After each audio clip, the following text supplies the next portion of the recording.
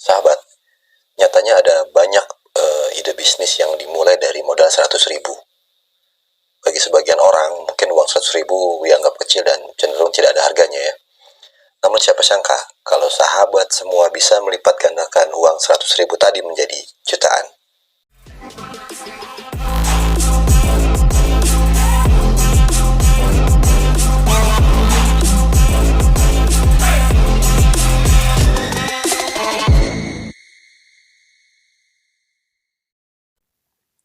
Ada pertanyaan masuk ke direct message saya di Instagram. Jadi dari nonem, dia tidak mau disebutkan namanya ya, dari luar Pulau Jawa yang pasti. Jadi pertanyaannya demikian, halo Mas Kanjeng, halo juga, selamat sore, saya sudah ikuti 2 video Mas sebelumnya dan mau coba bisnis. Kira-kira bisnis apa ya Mas yang bisa dijalankan dengan modal terbatas? Terima kasih.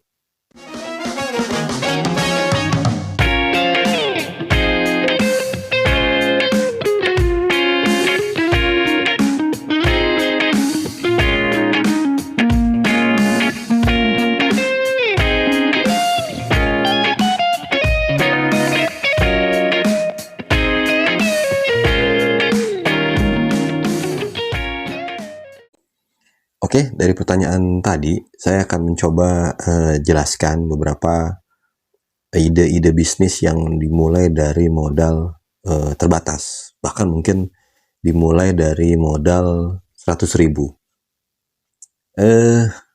Bisnis pertama yang sahabat semua boleh coba yaitu menjual cemilan eceran. Jadi kan orang Indonesia ini banyak ya, kalau nonton TV, belajar, sambil bekerja, kemudian ada tamu, itu biasanya kan cemilan gitu kan, buat teman kopi, teman teh, segala macam. Nah,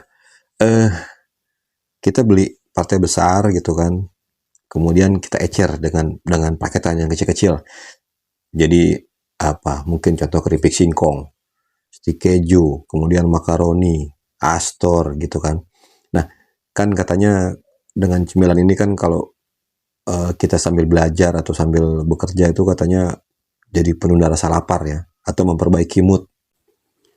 Yang kedua adalah angkringan kopi.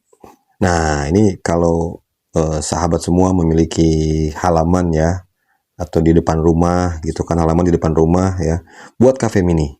Jadi jual kopi saset semisal gitu kan. Jadi bisa dibuka 24 jam, dilengkapi dengan wifi gitu. Nah, ini sebenarnya juga idenya bukan ide yang aneh ya, dan dimulai dengan modal yang cukup minimalis kalau saya bilang. Cuma how to treat aja, gimana cara kita memperlakukan teman-teman. Jadi dibuat senyaman mungkin, dari tempat duduk, dari apa mungkin sambil jual makanan-makanan kecil. Nah, ini juga lumayan gitu kalau para sahabat semua bisa mengembangkan bisnis ini gitu. Maka mungkin akan berkembang menjadi kafe gitu nantinya.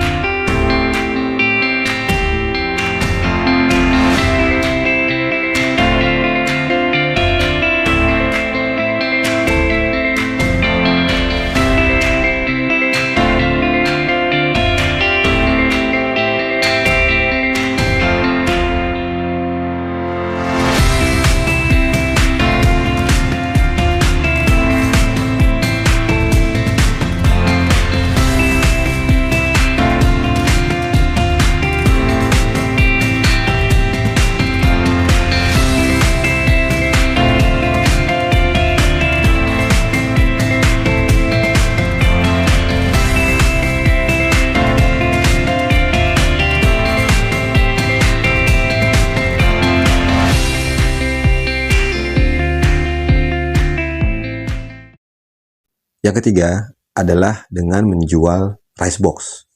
Nah, ini mungkin para sahabat yang rumahnya dekat kantor atau dekat kampus-kampus gitu, itu bisa memasarkan produk ini. Jadi menjual nasi telur, nasi ikan, ya kan, nasi daging atau dengan chicken pop semacam itu.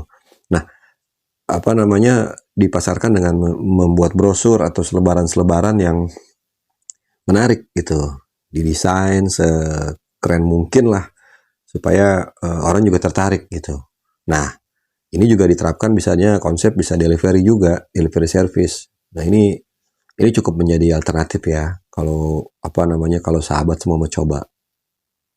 Yang keempat itu jasa laundry. Nah, ini kalau rumah sahabat itu dekat kos-kosan, itu dekat kontrakan yang dihuni mahasiswa atau pekerja kantoran, ini bisa banget gitu. Nah, sama dengan cara tadi ya, kita menggunakan brosur atau selebaran yang kita desain cukup menarik, itu bisa dititipkan sama penunggu kos atau penunggu kontrakan, atau kita bisa langsung door to door juga nggak masalah sebenarnya.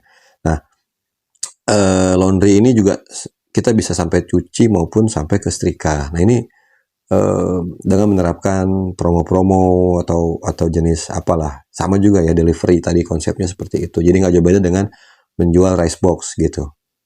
Yang kelima, menjual kue basah.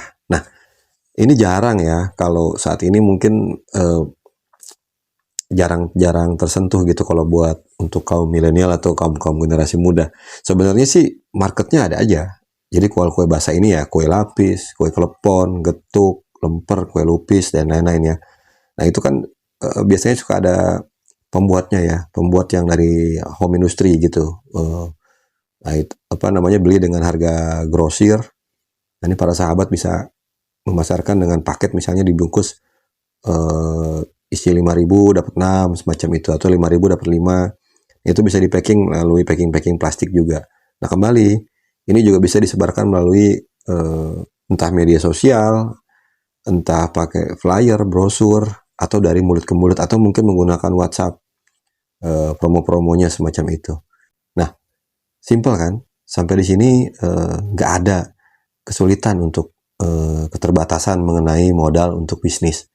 Jadi dengan 100.000 pun sahabat semua bisa memulai bisnis, kemudian mengembangkannya, kemudian terus belajar explore apa sih, evaluasi apa yang menjadi kekurangannya atau menjadi kendala-kendalanya.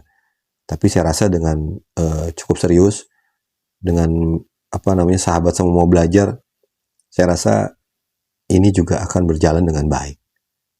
Oke, semoga bermanfaat. Semoga dapat menjadi inspirasi untuk sahabat semua.